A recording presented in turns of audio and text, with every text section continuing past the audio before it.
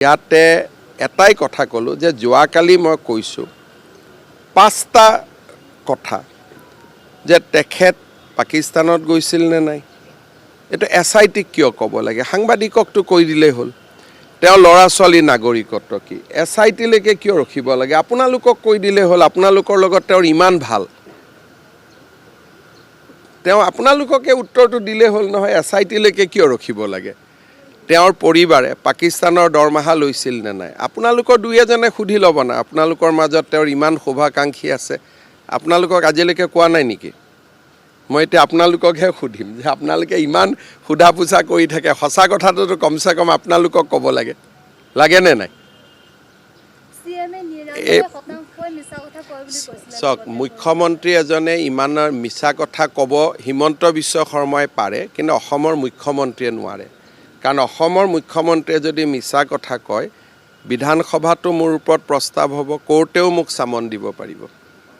সেইকাৰণে মই মিছা কথা হিমন্ত বিশ্ব শৰ্মাই হাজাৰটা মিছা কথা ক'ব পাৰে কিন্তু অসমৰ মুখ্যমন্ত্ৰীয়ে মিছা কথা ক'ব নোৱাৰে দি থাকিব কিন্তু আচল কথাটো ক'লে নে নাই তেতিয়াহ'লে আপোনালোকে মোক কিয় সুধি থাকে আপোনালোকে তেওঁ সুধিব বাবা আচল কথাটো কৈ দিয়া জামেলাটো আমিও মাৰি দিওঁ আচল কথাটোতো নকয় বাংলাদেশৰ লগত কি আছে বাংলাদেশততো আপোনালোকো গৈ আছিলে কেইদিনমান আগতে মই দেখিছিলোঁ আমাৰ প্ৰতিদিনৰ মানুহো বাংলাদেশত গৈছিলে অসমীয়া গাঁও বিচাৰি বাংলাদেশৰ লগততো আমাৰ যোৱা আছিলেই মহম্মদ ইউনুছ অহাৰ পিছতহে আমাৰ যোৱা বন্ধ হ'ল বাংলাদেশ ভাৰতৰ আটাইতকৈ বন্ধুত্বপূৰ্ণ দেশ আছিলে শ্বেখ হাছিনা থাকোঁতে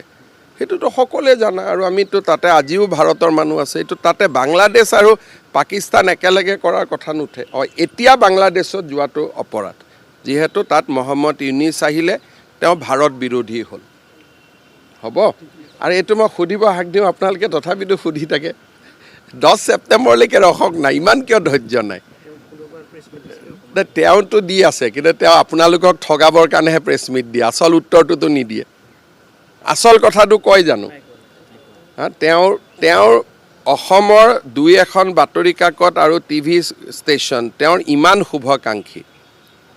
কিমান ভাল পায় যোৰহাটত জিকুতে গোটেই পৃথিৱীখন আৰ্তনাদ কৰি দিলে কমসে কম আপোনালোককতো সঁচা কথাকেইটা ক'ব লাগে আমাক কোৱা নোকোৱাটো বেলেগ গতিকে আপোনালোকে সুধিব যে তোমাৰ এই আচল উত্তৰটো নিদিয়া শুৱে বাৱে কথাবোৰ আমি সোধা পোছা কৰি থাকিব লাগে হয় আচল উত্তৰটো দিয়ক নহ'লে কথাটোৰ ওপৰত একো নাপাতিবই হয়নে